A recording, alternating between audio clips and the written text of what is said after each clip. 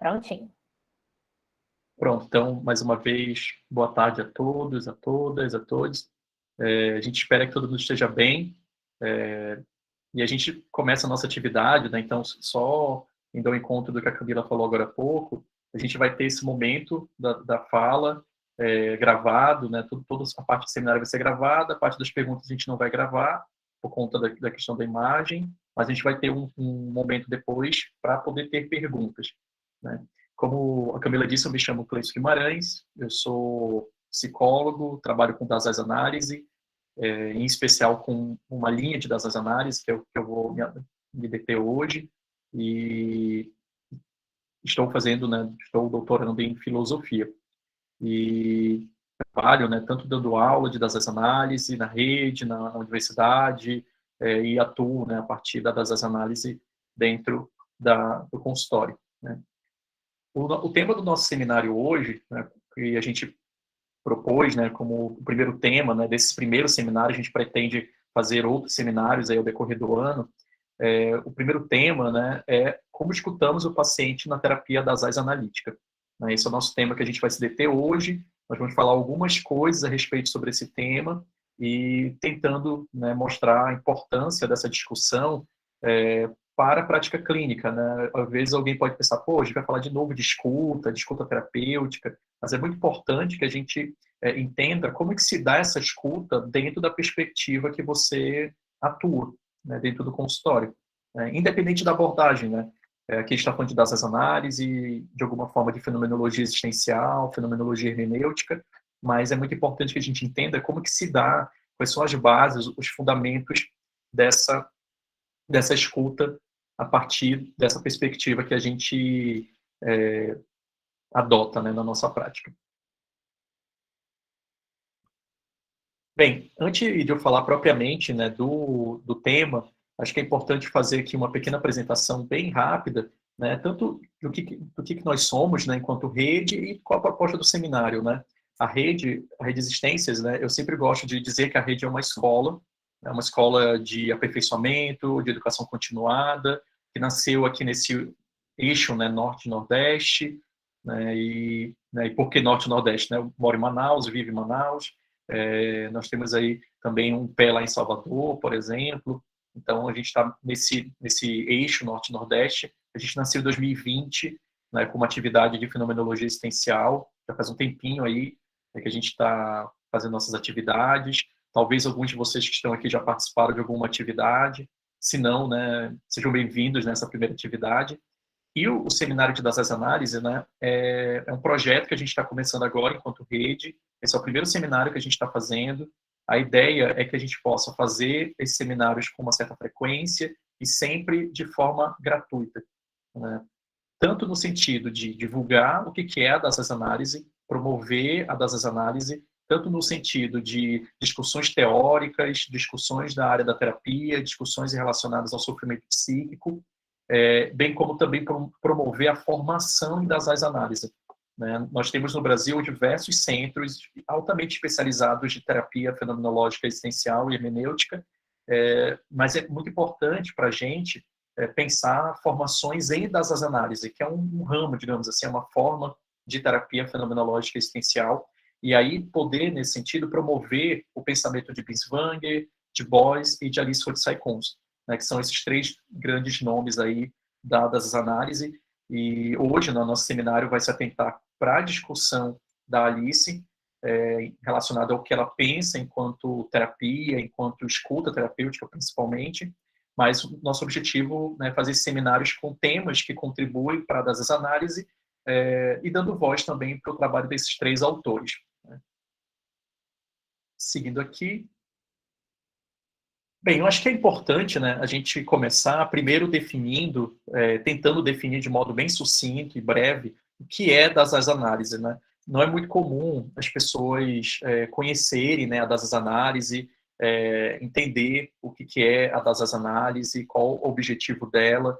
É muito comum, né, até com o próprio nome, né, talvez não seja muito comum para vocês, né, ou para alguns de vocês, né. A maioria das pessoas conhece como terapia fenomenológica existencial, terapia fenomenológica hermenêutica. A das análise é uma terapia fenomenológica existencial, mas ela é uma terapia, é uma proposta de terapia, porque ela tem esse cunho mais analítico, né? E por que esse cunho mais analítico? Como a gente vai ver hoje, ela tem uma certa proximidade com a psicanálise. Nessa proximidade, ela às vezes ela é feita de uma maneira assim em diálogo, ou às vezes em crítica, depende muito do autor que a gente está trabalhando, mas ao mesmo tempo a das análises ela é uma prática de pesquisa psicopatológica, psiquiátrica, né? E especialmente a das análises ela começa com essa prática de pesquisa psicopatológica, tentando entender o mundo existencial, o mundo ontológico do esquizofrênico, né? Em especial ali no trabalho do Binswanger. Mas não tem só o Binswanger, né? O Binswanger é o fundador das análises, mas nós temos aí uma pessoa como Mehrdad Bose, e atualmente, né, a gente tem a das análises na figura de Alice Hotsai-Kuntz. Meu intuito aqui não é me deter na discussão de cada um deles, né? Nós vamos ter aí várias atividades pela frente que vão poder falar melhor sobre Binswanger, sobre Bose, mais sobre Alice, mas de modo geral é isso, né? A gente pode dizer que a das análises é essa terapia analítica e essa prática de pesquisa psicopatológica que busca ter uma compreensão filosófica, existencial sobre quem é o ser humano e o que é o sofrimento psíquico e por que nós sofremos. E a das análises, ela propõe essa discussão a partir, inicialmente, do trabalho de Martin Heidegger. Né? Quem aqui tem uma maior proximidade com o trabalho de Martin Heidegger consegue reconhecer a expressão Dasein, né, no nome da terapia. Né? Isso é importante. Né? Se a gente for traduzir a expressão das análises, a tradução mais literal seria análise existencial. Só que é importante a gente preservar a expressão das análises, porque existem outras terapias de análise existencial. E essas outras terapias de análise existencial, elas não trabalham, na maioria das vezes, com a visão de Martin Heidegger. E a das análises, ela nasce a partir dessa visão, né? Especialmente ali no trabalho de Ser e Tempo. Né? Então, é importante que a gente conserve, né, o nome na sua originalidade, digamos assim, para a gente poder entender de onde começa, né, de onde vem essa discussão. Vamos falar então um pouco agora, né, sobre a autora que vai estar na base da nossa discussão hoje. Né? Então é importante a gente perguntar quem é, né, Alice Hotsai-Kuntz, né? Quem é essa pessoa, né? A Alice, ela é o atual nome, né, das análises, pensar que de alguma forma o trabalho dela, né, tem um diálogo aí, propõe um diálogo entre a filosofia existencial e a psicanálise freudiana. Eu vou explicar um pouquinho melhor isso daqui a pouco. Né? Talvez para alguns seja meio estranho pensar isso, né? Um diálogo da fenomenologia, do existencialismo com a psicanálise freudiana, mas a Alice ela propõe, ela constantemente faz esse diálogo, apesar da Alice ser uma das analistas, uma pessoa importante dentro da tradição das analíticas, a gente pode dizer, em algum grau, que ela também é uma freudiana, porque ela busca esse diálogo com Freud, e ela tem as razões dela para poder fazer isso. A Alice, ela tem uma relação, né, muito próxima, teve uma relação muito próxima com os outros dois autores das análises. Ela nasceu em 1943, ela está viva hoje em dia, né, ela tem 79 anos, e ela vive lá em Zurique, em Suíça, capital da Suíça, e ela atende, né, no consultório dela lá em Zurique. E ela estudou filosofia, ela estudou história e se formou em das análises no Instituto de das análises de Psicoterapia e Psicossomática, que foi fundado por Bose.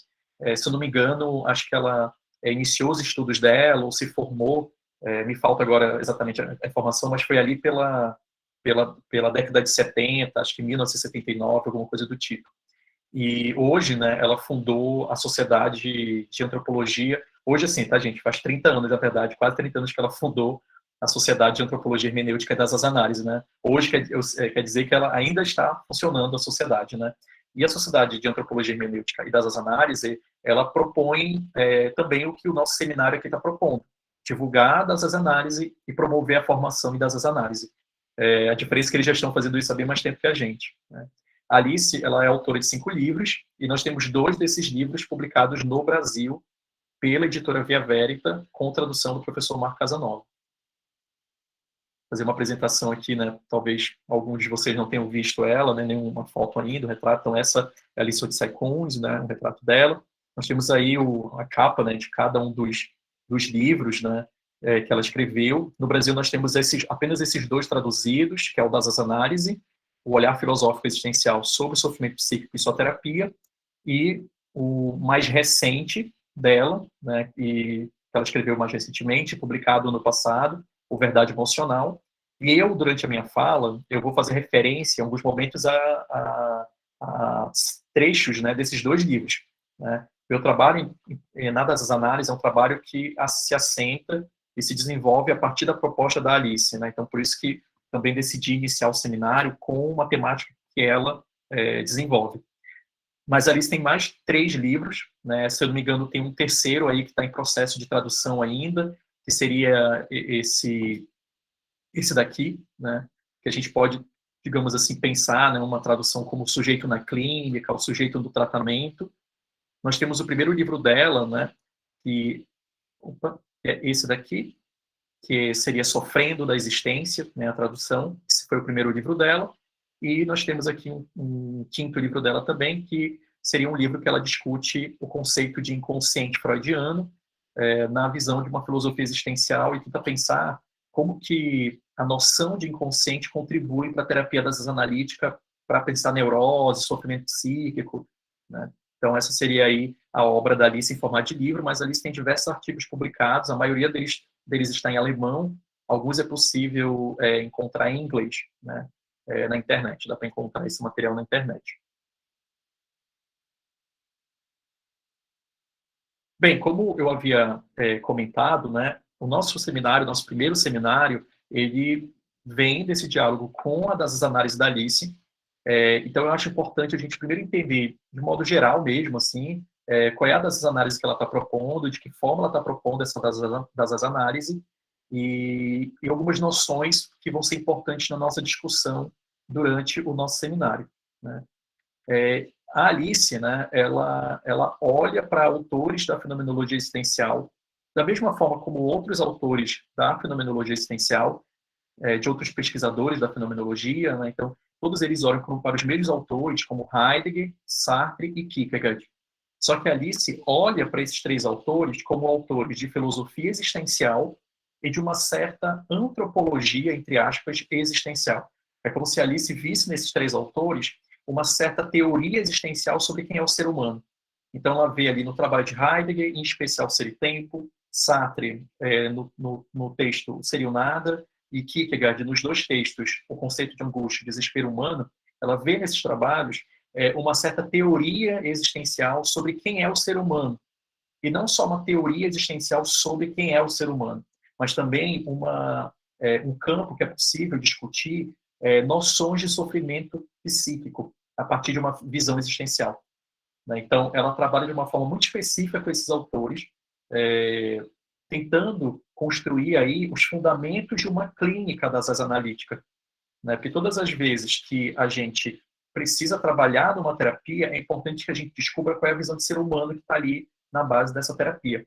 E a Alice, ela recorre a esses 3 autores para tentar, de alguma forma, construir essa visão de ser humano, né, dentro da teoria dessas analíticas, né, da proposta dessas análises. Eu não vou ter como me deter aqui no nosso seminário de hoje como que ela olha e o que ela olha exatamente nesses 3 autores, né, Heidegger, Sartre e Kierkegaard.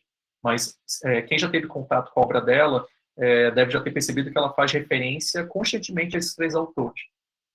Ao mesmo tempo, a Alice ela vai propor um diálogo com o trabalho do Freud, em especial a metodologia terapêutica, a metodologia analítica desenvolvida por Freud. Tá? Por quê? Como a gente vai observar daqui a pouco, a Alice tem uma visão sobre os sintomas, sobre a neurose, muito parecida com a visão do Freud. Então, ela acredita que a terapia ela precisa ter uma certa estrutura para que essa estrutura possa corresponder a essa visão da neurose e dos sintomas. Cleison, mas que visão é essa que a Alice tem? A Alice ela tenta propor não só uma visão existencial sobre os problemas, mas também uma visão hermenêutica sobre os problemas existenciais. ela parte do princípio que o sofrimento existencial, né, o sofrimento psíquico, ele não é apenas uma queixa de uma situação concreta da vida, mas essa queixa, esse sintoma, esse problema, também traz consigo, de forma velada, algo existencial. Eu vou falar melhor disso mais daqui para frente, né, quando a gente adentrar diretamente no tema do seminário. Nesse sentido, para Alice, existe sempre um sentido velado na queixa, no sintoma do paciente. Sempre existe algum tipo de significado velado nesses problemas. É pensar que, na visão das análises que ela está propondo, o paciente ele nunca sofre daquilo, apenas daquilo que ele está relatando. Eu tenho um problema de relacionamento. Na visão da Alice, esse paciente não sofre apenas desse problema de relacionamento, mas esse problema de relacionamento traz consigo, de forma velada, um problema existencial. E, nesse sentido, né, quem tem algum tipo de leitura, algum tipo de contato com a visão freudiana, o Freud também parte desse mesmo princípio, que a queixa do paciente sempre é uma queixa de algo que está velado, só que na visão dele, a nível inconsciente, e na visão da Alice, a nível existencial. Para isso, se sempre há algo velado no sintoma, no sofrimento, na queixa, a gente precisaria de uma terapia que consiga dialogar com essa ideia. E aí, para isso, né, ela vai se assentar na proposta do Freud, na proposta de método clínico que ele constrói, de associação livre, de um terapeuta abstinente, para poder construir esse setting terapêutico.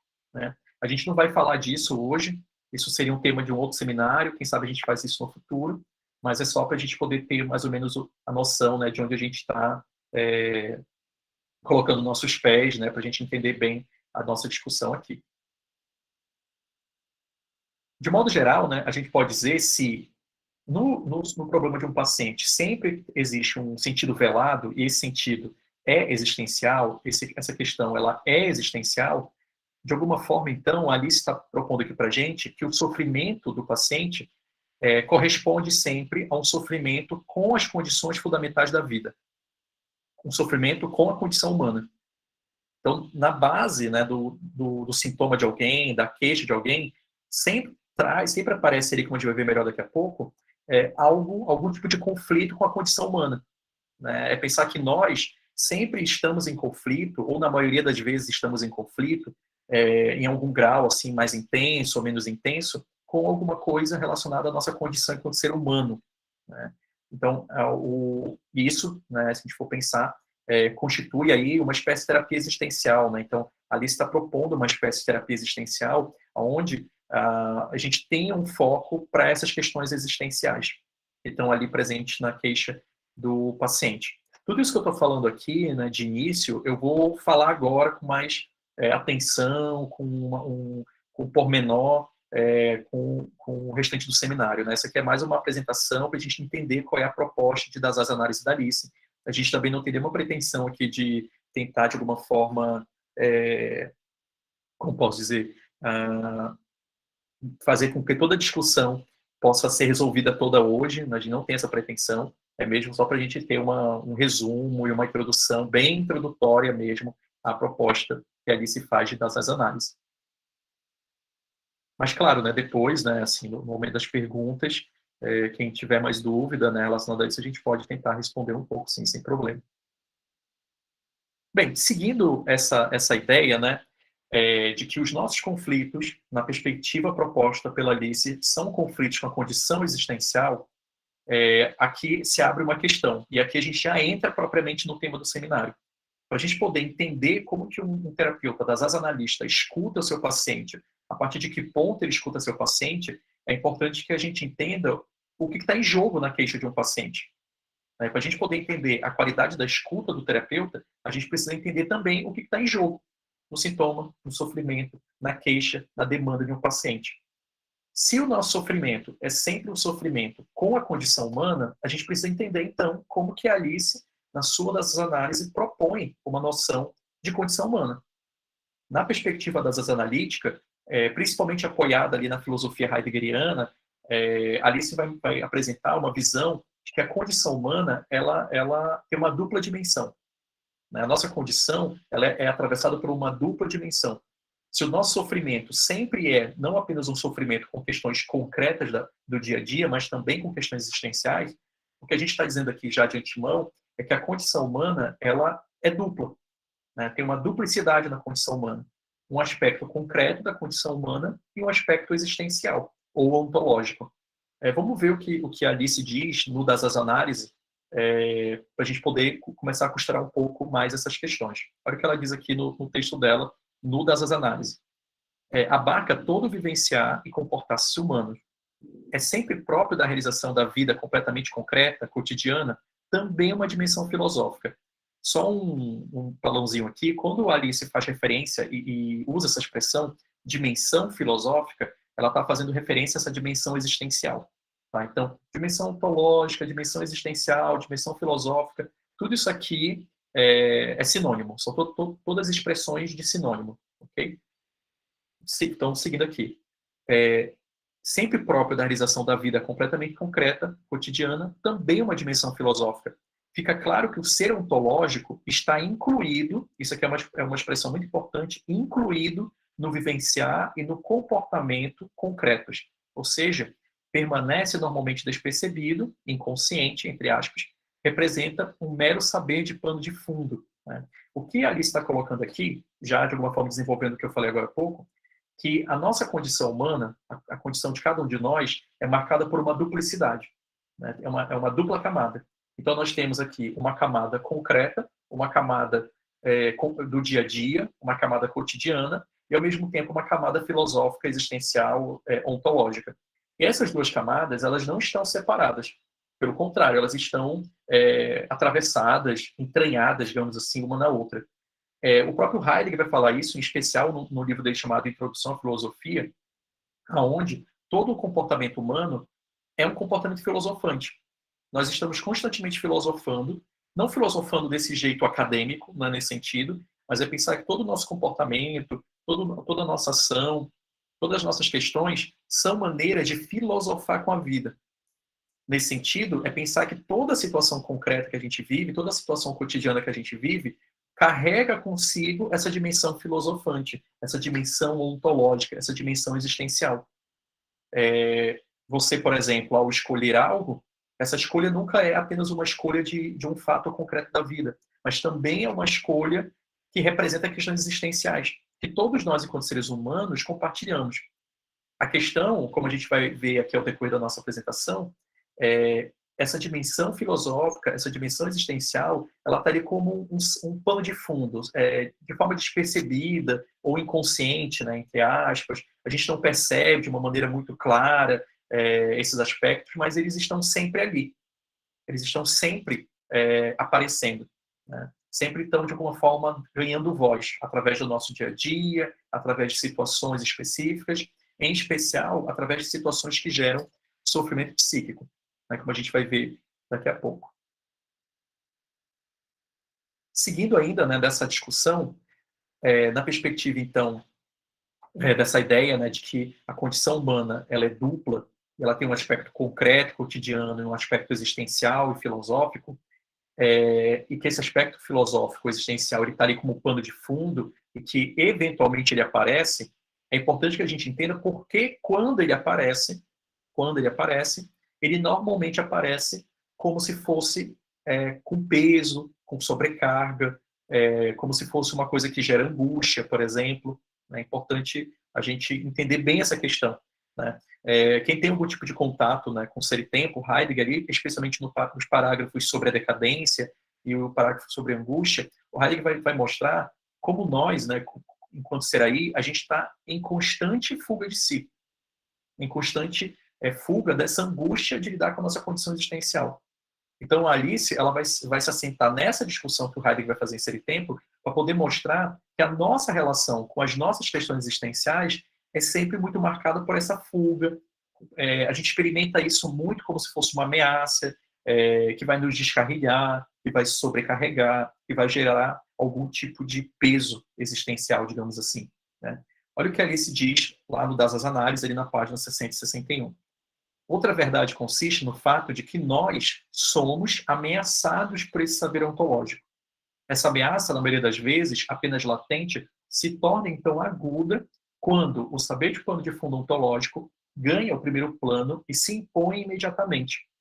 a inclusão ontológica imanente a toda e qualquer vivência e ação só permanece, na maioria das vezes, incluída, ou seja, no plano de fundo, porque nós nos fechamos ativamente para ela ou a banimos para o plano de fundo. Né? O que a Alice está descrevendo aí na página 661 do Das Análise, do trabalho dela chamado Das Análise, é o que o Heidegger está descrevendo lá em Ser e Tempo.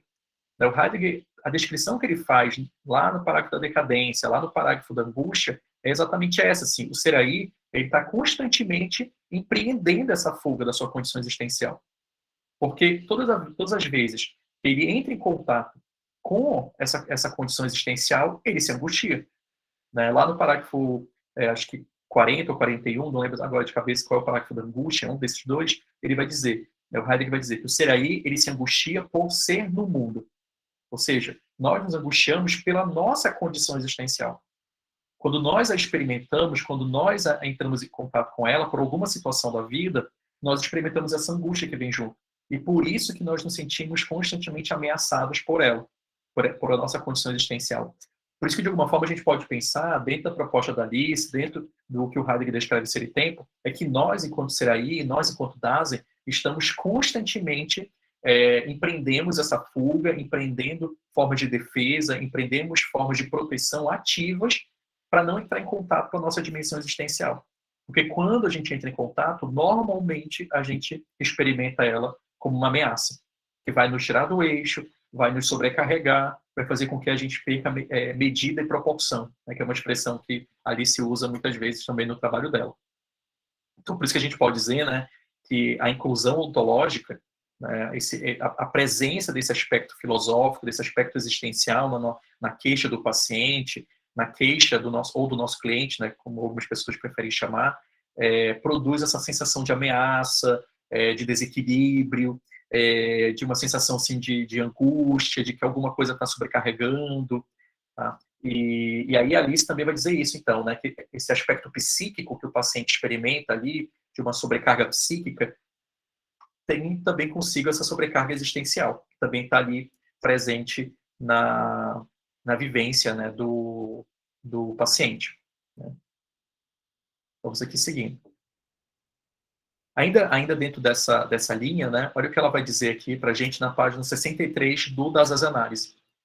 Não é de se espantar que medida e proporção se percam, logo que a própria vivência e o próprio comportamento caem sob o domínio do saber filosófico.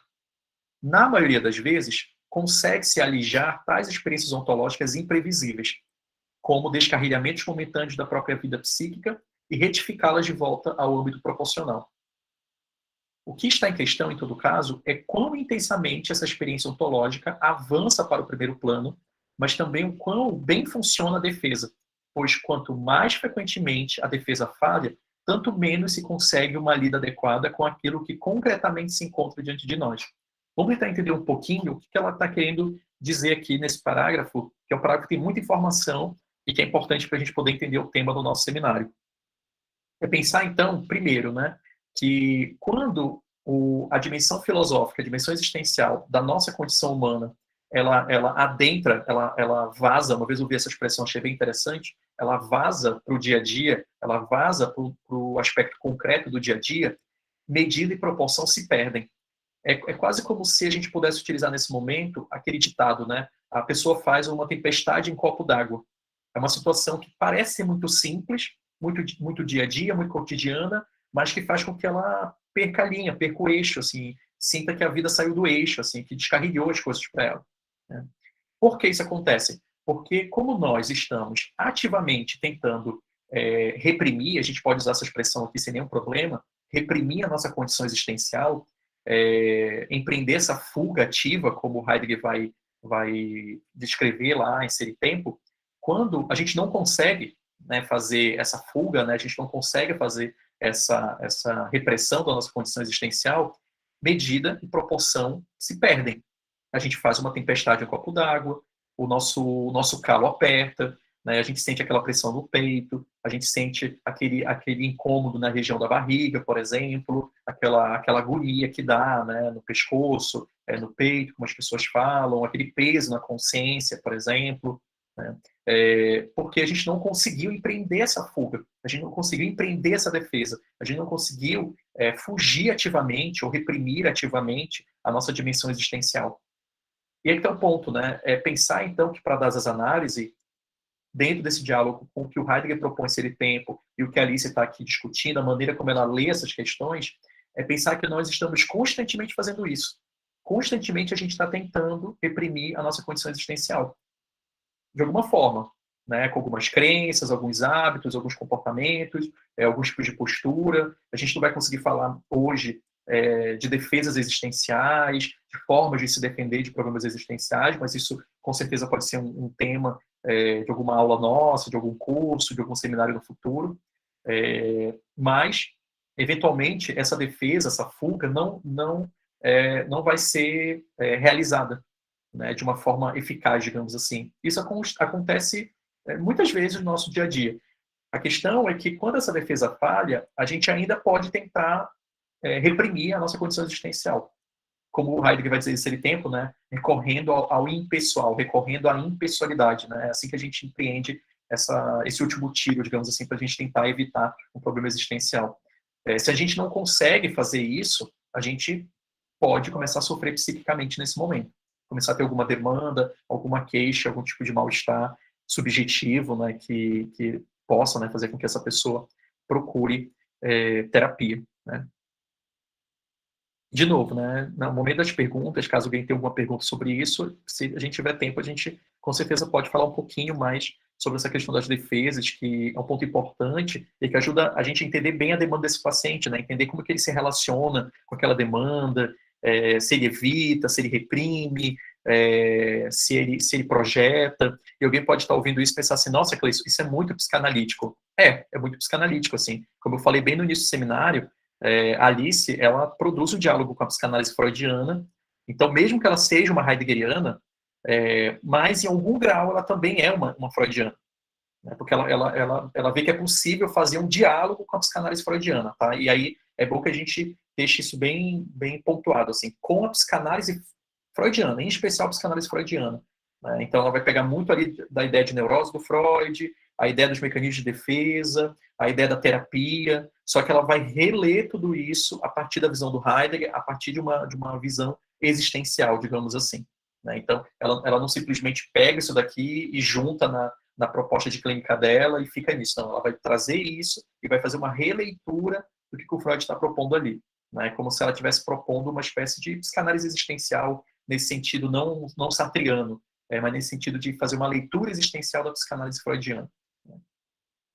Vamos aqui seguindo. Ainda tentando pensar um pouco do peso, né, dessa inclusão ontológica, o peso da dimensão filosófica na demanda de um paciente, na queixa de um paciente, né, quando esse paciente não consegue afastar, fugir ativamente do problema existencial, olha o que a Alice vai dizer lá no Das Análises também.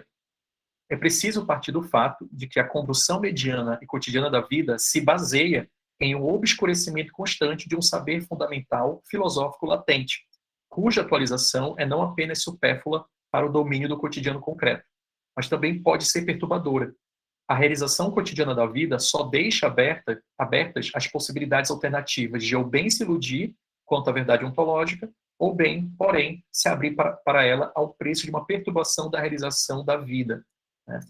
Pensar, então, de alguma forma, que ali está observando que, de início, na maioria das vezes, todos nós estamos lidando com a nossa condição existencial dessa forma. Ou a gente tenta empreender essa fuga constante, como Heidegger descreve ser tempo da nossa condição existencial, desse saber filosófico latente, né? É bem interessante que a gente pontue isso, latente. Então, é pensar que, como a gente está constantemente fugindo, e por a gente estar constantemente fugindo, isso significa que a gente está quase que lidando constantemente também com a nossa condição existencial. É como se a nossa condição existencial estivesse sempre por aqui, assim. Se a gente desligasse, né, assim, perdesse um pouco da atenção, rapidamente a gente entraria em contato com a nossa condição existencial. E o Heidegger fala disso em Ser e Tempo. Ele propõe essa leitura de que o ser aí ele precisa estar constantemente fugindo da sua condição existencial, porque toda vez que ele foge, ele traz consigo aquilo que ele foge, né, que é ele mesmo. Né? Então a gente está constantemente fazendo isso, porque se a gente não faz isso, a gente cai nessa perturbação cotidiana da vida. Né? Então, a possibilidade de sair do eixo acaba sendo muito constante para a maioria de nós. Né? E por isso que a gente precisa estar empreendendo essas defesas para a gente tentar, né, manter a nossa condição existencial guardada, dentro ali de uma crença, dentro de um comportamento que a gente sabe que é algum tipo de controle, que a gente já conhece, que é familiar, por exemplo, ou projetando em alguma coisa, né? E então acaba que a gente está meio sempre nessa corda bamba, digamos assim. Cleison, mas não tem uma forma saudável, digamos assim, entre aspas, de lidar com as nossas questões existenciais? Claro que tem. A gente não vai conseguir falar muito disso agora, mas sim, é possível construir uma certa postura de sustentar a angústia que faz parte da nossa vida, né? Mas isso, né, tema para um outro momento, com toda certeza.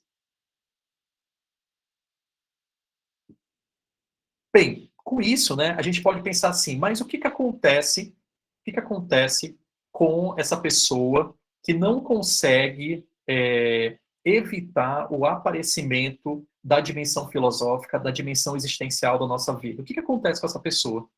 Né? O que que faz ela se tornar um paciente de consultório? O que que faz ela procurar uma psicoterapia? O que que faz ela procurar ajuda profissional, sabe, de um psicólogo? O que que faz? O que que acontece?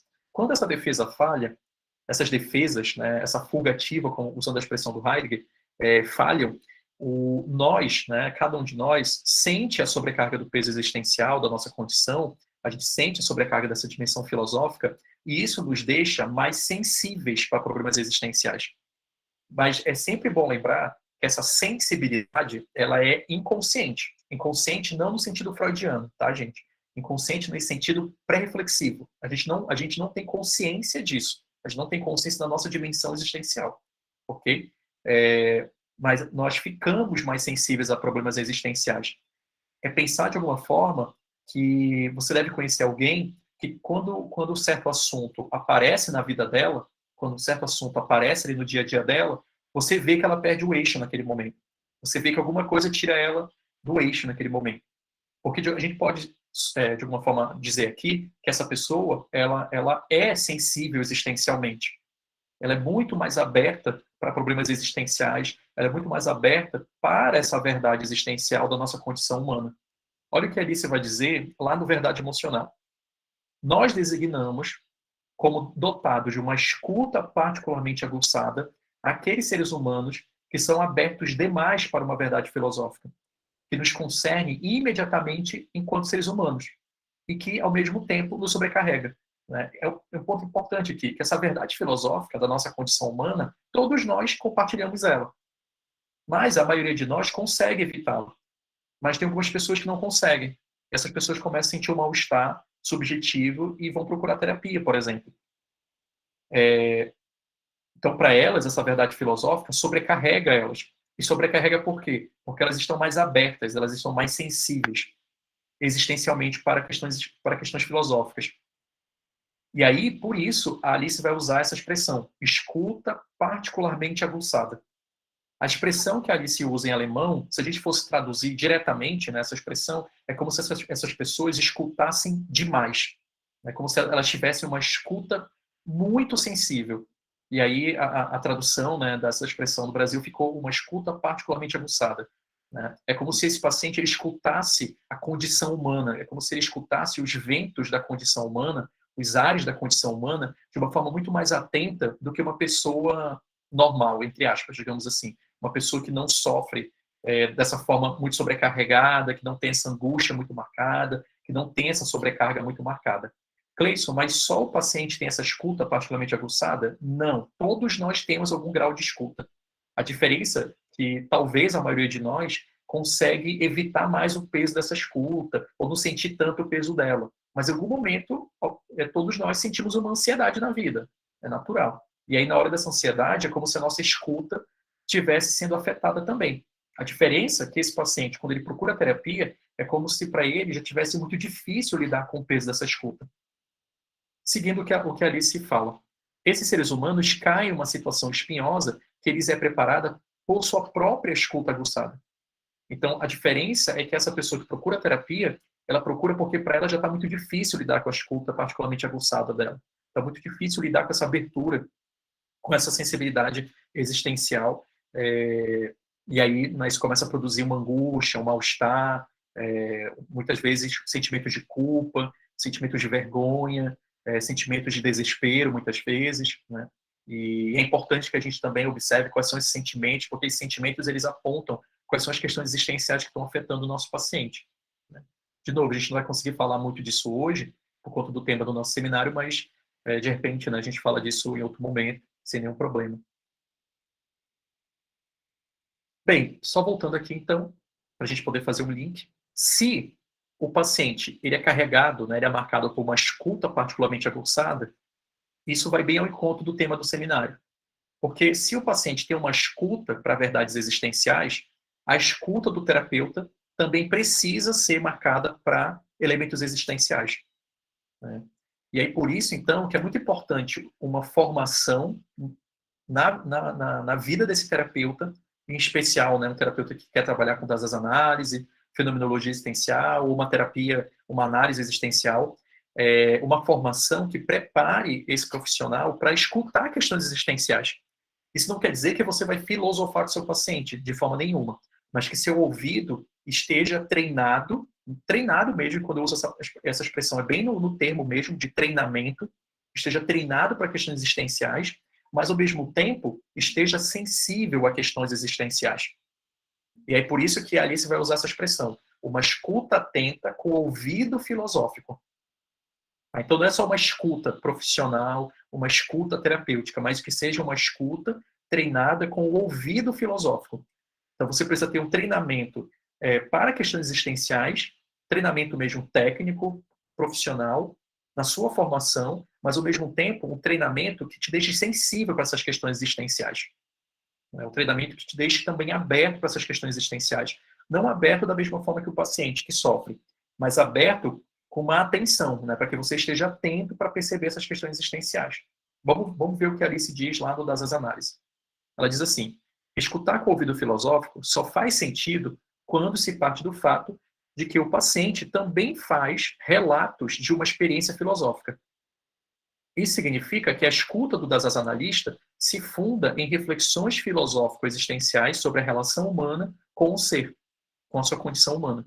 Continua sendo a tarefa do Das Analista ouvir sempre, novamente, que experiência ontológica poderia estar em jogo aqui.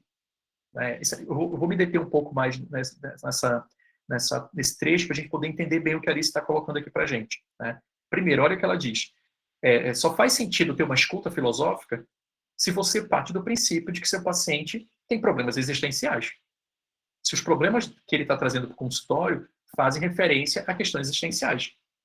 Então, só faz sentido você ter uma escuta treinada dessa forma se o seu paciente também sofre com essas questões, para que você consiga perceber essas questões na fala desse paciente, né, da demanda dele. E aí o que ela diz? Isso significa que a escuta se funda em uma reflexão filosófica existencial. De novo, a terapia das analíticas, gente, não é uma terapia filosófica, nesse sentido acadêmico da palavra. Sabe, você não vai sentar com o seu paciente e vai filosofar academicamente com o seu paciente. Isso não quer dizer que o diálogo entre você e seu paciente não seja um diálogo filosófico. Isso não quer dizer que a escuta que você vai ter ali naquele momento não seja uma escuta filosófica. Mas, de novo, esse diálogo que você vai ter com seu paciente e essa escuta que você vai ter com seu paciente precisa ser uma escuta sensível a questões existenciais. É esse que é o ponto. Você precisa ter uma postura, uma atitude sensível a questões existenciais. Cleison, talvez uma coisa que alguns de vocês estejam pensando, mas como que eu faço isso? Não tem receita.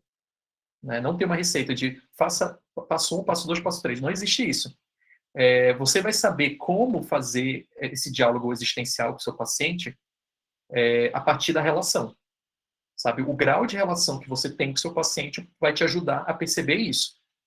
Né? Então, tem pacientes que são mais abertos, tem pacientes que não são tão abertos, e você vai precisar encontrar metáforas, outras formas de estabelecer esse diálogo. Não tem uma receita de bolo, não existe isso.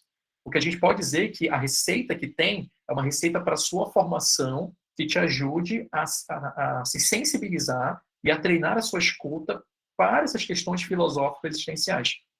E aí, por isso, a gente recomenda, né, como a Alice recomenda também nos trabalhos dela, que você conheça obras do Heidegger, do Sartre e de Kierkegaard.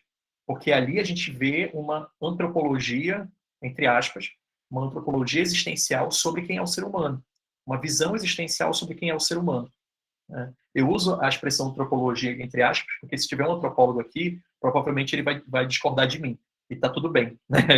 Isso acontecer. Mas é uma antropologia nesse sentido, de uma ciência do homem, né? Uma ciência do homem em termos existenciais. Né? Para isso, né, esse treinamento visa isso. Qual é a experiência existencial, qual é a experiência filosófica, qual é a experiência ontológica que está em jogo na demanda do paciente? Em relação ao que existencialmente ele está sofrendo? Ele está sofrendo sobre qual problema existencial, sobre qual aspecto da condição humana. Daqui a pouco eu vou citar alguns exemplos, assim eu não vou conseguir discutir casos clínicos com vocês por conta do nosso tempo, mas eu vou citar alguns exemplos de forma bem pontual para exemplificar mais isso que eu estou falando aqui. Seguindo ainda nessa questão. Olha só o que a Alice vai dizer no Verdade Emocional logo no início do livro. Não ajuda apenas aos meus pacientes quando, na escuta, eu presto atenção sempre também à parcela filosófica ou existencial de seu sofrimento. Mas isso também ajuda a mim e ao nosso vínculo terapêutico. Porque chego a ouvir dessa maneira aquilo que também me concerne imediatamente enquanto ser humano. Porque exatamente como eles, meus pacientes, estou jogada na condição humana. Isso é bem importante, a gente não vai falar muito aqui de relação terapêutica, e também a gente vai conseguir falar dos efeitos dessa escuta filosófica no terapeuta. Mas o que a gente pode assim dizer como spoiler, digamos assim, é que se eu preciso escutar ele em termos filosóficos, e essa escuta me ajuda na relação, no vínculo terapêutico aqui, pensar que não só ele sofre de problemas existenciais. Eu, enquanto terapeuta, também estou jogado na condição humana. Eu também sou ser no mundo. Eu também sou ser aí.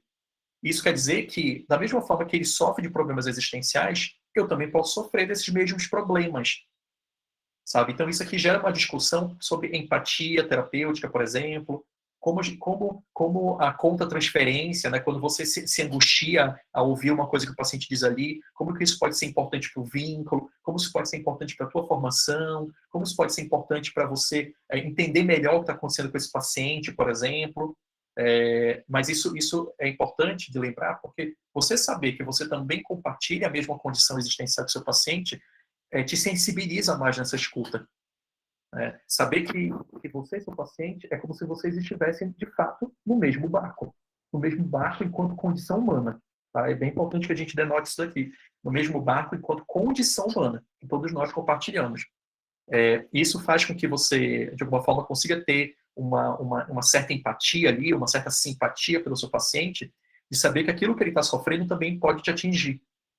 E aí você também consegue, de alguma forma, imaginar o peso daquilo. Isso super ajuda com que você consiga estabelecer uma boa vinculação com esse paciente. E aí, de novo, né, uma vinculação, uma relação, uma aliança de trabalho só se constrói a partir de uma boa escuta. De uma escuta para as questões que o paciente está trazendo para o consultório, em termos concretos do dia a dia, e também uma boa escuta em termos existenciais. E eu estou frisando isso um pouquinho agora, porque a gente aqui na rede, a gente dá um grande valor para poder olhar para essas questões mais práticas, digamos assim, da terapia. Então, é sempre bom a gente lembrar que você ter uma boa relação com esse paciente, uma boa relação que consiga ver a diferença dele, consiga não julgá-lo, consiga se aproximar dele, consiga estar junto dele, ajuda na escuta também. E uma boa escuta ajuda nesse vínculo. Né? Seguindo aqui também. Bem, para a gente poder, então, né, entender, assim, né, de modo muito geral, né, essa questão da importância, então, de uma escuta filosófica, que é isso que o Dasas Analista oferta ali de início na terapia, ele oferta a sua escuta existencial para o paciente, uma escuta que é treinada em termos profissionais, em termos de sensibilidade para problemas existenciais. Eu separei aqui alguns tópicos, assim, alguns exemplos clínicos, né, porque uma escuta treinada filosoficamente é uma escuta que precisa captar os problemas existenciais, os problemas filosóficos que esse paciente está sofrendo. Mas não só esses, né? Também precisa captar as questões concretas ali que esse paciente está trazendo. Você precisa ter um ouvido que consiga perceber essa dupla dimensão. Né? Então, por isso que é um ouvido treinado e questões cotidianas, de saber que, por exemplo, é um problema de relacionamento, é um problema de relacionamento concreto, num relacionamento amoroso, por exemplo, mas também é um problema existencial. Então você precisa captar essas duas questões, né? Então eu separei aqui alguns temas clínicos, alguns exemplos clínicos, só para a gente poder ilustrar de forma muito, muito rápida, assim. Então, por exemplo, você pode receber no seu consultório uma pessoa que sofre quando vai planejar o futuro. Você tem um paciente e esse paciente tem um projeto profissional para daqui a 6 meses. Ele precisa organizar a vida dele porque daqui a 6 meses ele vai mudar de emprego. E ele já sabe disso. Mas ele relata para você que toda vez que ele senta para fazer isso, ele sente uma ansiedade muito grande, que é uma ansiedade que toma ele ali em relação a esse momento, de pensar nesse futuro, nessa incerteza do futuro, de dar esse passo na vida, por exemplo, né? Sabe, planejar o futuro profissionalmente não é só um problema concreto, mas é um problema existencial, sabe? Todos nós somos seres temporais. Todos nós somos seres que lidamos com o tempo da condição humana. E isso pode produzir sobrecarga.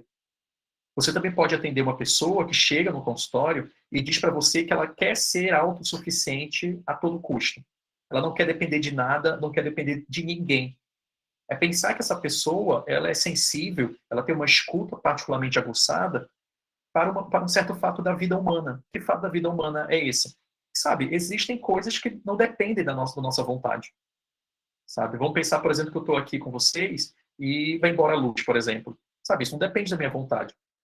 Meu computador pode parar de funcionar. Isso não depende da minha vontade. Então, existem coisas na vida que não dependem da nossa vontade. Alguém pode ter um grande problema com isso, pode sofrer com angústia em relação a isso, existencialmente falando, e a forma que ela tem de evitar essas dependências da vida, que ela não tem controle, é tentar se tornar autossuficiente de todas as formas. Eu quero me tornar autossuficiente, eu sou autossuficiente, eu vou buscar isso de todas as formas. Então a gente vê uma certa forma de defesa aqui, nessa autossuficiência. Defesa é essa que é aquela fuga ativa que o Heidegger comenta lá em Ser e Tempo. Você pode ter um paciente que sofre de ecoísmo. O que é um paciente que sofre de ecoísmo? É um paciente que tem uma grande dificuldade de assumir a própria voz dele, né, assumir o peso da sua vida, a responsabilidade pelas suas ações, a responsabilidade pelas suas escolhas, e o que essa pessoa faz? Assume a voz do outro. Por isso que ela sofre de ecoísmo, né? É como se ela fosse um eco. Ela fica só repetindo o que o outro diz. Porque para ela, lidar com o próprio peso dela é difícil. Lidar com e assumir a responsabilidade sobre si é muito difícil. Você pode ter um paciente que evita as escolhas, por exemplo. E por quê? Quando você vai escutar, sabe, existe uma questão existencial na escolha. Quando a gente escolhe, a gente também tem consequências. Toda vez que a gente escolhe, a gente abre mão de alguma coisa. E esse paciente que evita as escolhas, sempre deixa para amanhã, o que ele podia estar fazendo hoje, né? Pensando esse ditado, sabe o quanto esse paciente tem uma grande dificuldade existencial de lidar com esse fato de que quando ele escolhe, ele abre mão de algo. Quando ele escolhe, ele tem que lidar com consequências que ele não sabe o que vai acontecer. Então ele pode ter uma escuta particularmente aguçada para essas questões. Por último, você pode ter um paciente que tem uma grande dificuldade de lidar com a alteridade do parceiro amoroso. Como assim, Cleiton, essa alteridade do parceiro amoroso? Sabe, é aquele teu paciente que tem uma dificuldade de entender que o esposo, a esposa dele ou dela, tem uma dificuldade de entender que esse esposo, essa esposa é uma outra pessoa, que faz escolhas diferentes, tem ponto de vista diferente, faz decisões diferentes, tem um plano de vida diferente, muitas vezes, e para essa pessoa ela pode ter uma grande dificuldade em entender isso. É pensar, então, que esse seu paciente ele tem uma escuta particularmente aguçada para esse aspecto do outro, do ser com o outro, do ser para o outro, como diz o Sartre. Ou seja, ele é aberto existencialmente, ele tem uma sensibilidade existencial para esses aspectos, né? Então, observem aqui que uma escuta treinada, em termos filosóficos existenciais, é uma escuta que consegue olhar para esses problemas e ver que eles são problemas concretos do dia a dia desse paciente, mas, ao mesmo tempo, são problemas que fazem referência a uma dimensão filosófica, uma dimensão existencial.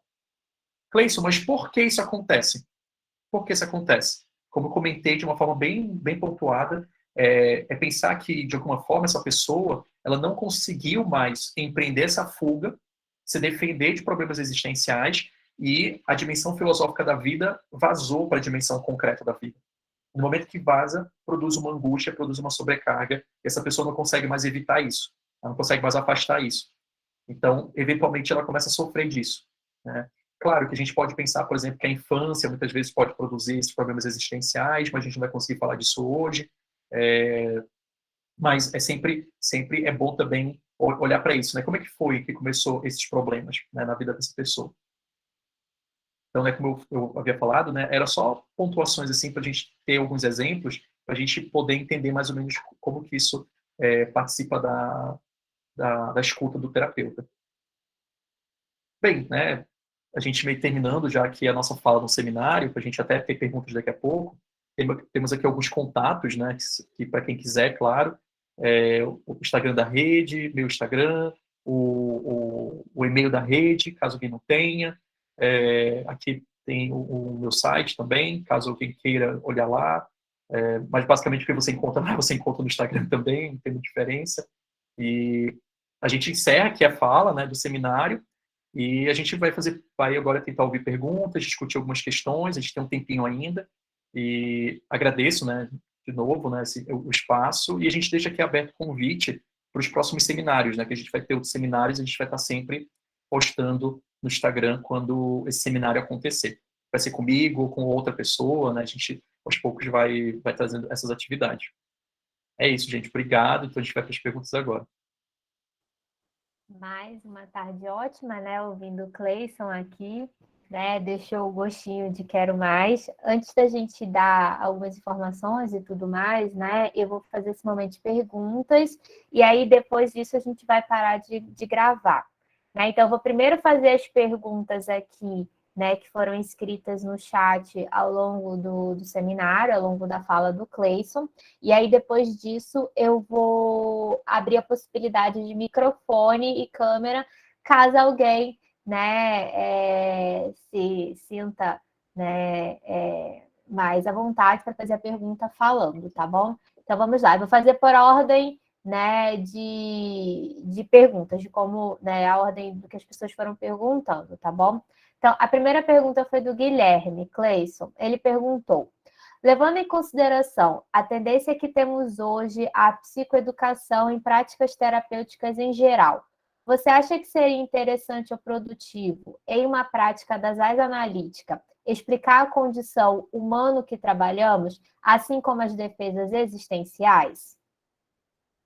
Olha, Guilherme, obrigado pela pergunta. Eu acho que a primeira resposta que a gente pode dar para isso é depende. Né? Depende da relação que você tem com o seu paciente. Você pode ter um paciente que você percebe que ele é aberto para essa discussão mais existencial, literalmente mais existencial, e com ele você pode ver que pode ajudá-lo. Você fazer uma espécie de psicoeducação, de explicar alguns conceitos, de explicar algumas questões, sem cair num academicismo, sem cair assim numa coisa meio de universidade, né? Mas você pode ter um outro paciente que não tem nenhum tipo de abertura para essa discussão, ele está querendo resolver a questão dele, e aí você vai ter que trabalhar essas questões existenciais por outra via. Metáforas, por exemplo, talvez em algum caso ou outro algum tipo de exercício para casa, se for necessário. Então, depende da relação. Né? E a melhor pessoa para poder avaliar isso é o próprio terapeuta. Né? Porque ele está ali constantemente encontrando esse paciente, ele consegue perceber, né, o quanto esse paciente caminha, o quanto ele está aberto ou não, né, mas se você percebe que esse paciente não é aberto para isso, né, não é nada produtivo você tentar introduzir uma discussão existencial com esses termos existenciais com esse paciente, não vai ser nada produtivo, né, para a terapia dele, né, então porque depende da relação, depende do grau de abertura desse paciente, da qualidade dessa relação que já tem ali entre você e seu paciente. Guilherme, se ele respondeu, você coloca aqui no chat, tá bom? Vou passar para a próxima pergunta. A Tainara perguntou: o filosofar, então, seria num sentido de questionar e compreender? Olha, Tainara, obrigado também pela pergunta. São duas questões que a gente pode separar aí. Primeiro, que esse filosofar, na visão tanto da Alice como do Heidegger, isso é uma característica do nosso comportamento enquanto humano, enquanto ser humano. Tá? Para o Heidegger e para a Alice, nós constantemente estamos filosofando com a vida. Constantemente. Tá? Só que esse filosofar com a vida não é aquela imagem do pensador, né, que você vive com com a cabeça apoiada na mão, pensando, né, ser ou não ser, essa questão. Não é isso. Sabe? Filosofar com a vida é, por exemplo, quando acabar o seminário aqui, eu vou assistir um filme do Almodóvar, que está na Netflix. Qual filme do Almodóvar eu vou assistir, sabe? Aí já é filosofar com a vida, você vai ter que escolher. Só que isso não acontece nesse campo assim intelectivo, né? Como se fosse uma reflexão acadêmica, né? Então, da mesma forma que está nesse questionar, nesse compreender que você está falando, sabe? Aí está presente o filosofar nesse sentido bem cotidiano. Da mesma forma que depois que terminar o seminário, você pensa assim, eu vou comer agora, né? Porque fiquei com fome. Você vai ter que escolher que comida você vai comer, sabe? Isso também é filosofar. Então, esse filosofar não é nesse sentido assim cognitivo, intelectual, ser ou não ser, sabe, necessariamente. Pode acontecer dentro de uma academia, claro, mas no dia a dia acontece assim, nesses detalhes, né, dos nossos comportamentos. Muito bom. Vamos lá para a terceira pergunta, então, né? Quem perguntou foi a Maria Caroline.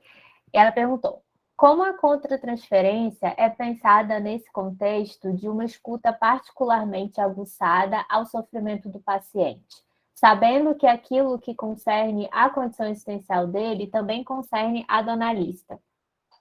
Obrigado, Maria Caroline. Muito boa pergunta. O que acontece?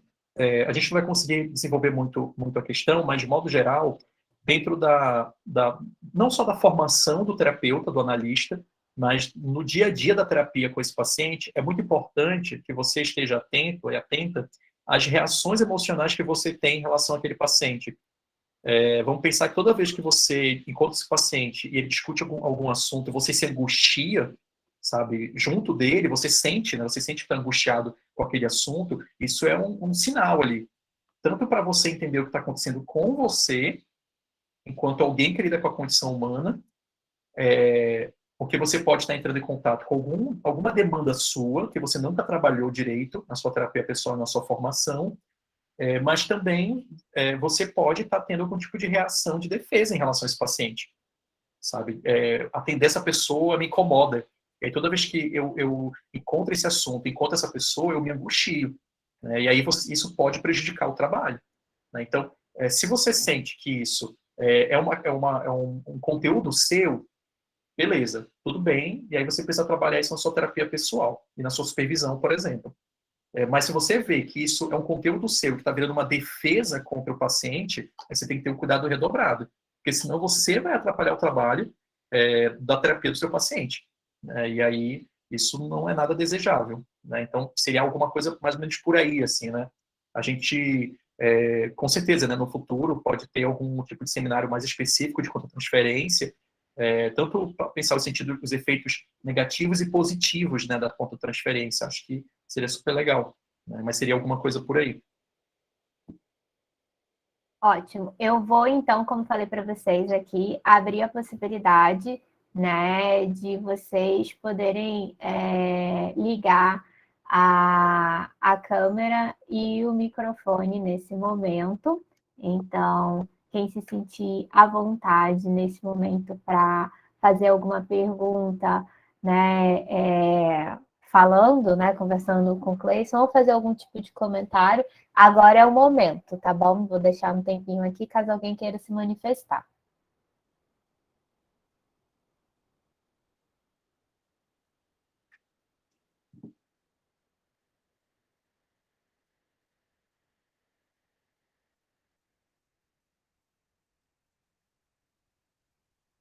Acho que ninguém mais, então vou deixar mais alguns segundinhos aqui de suspense.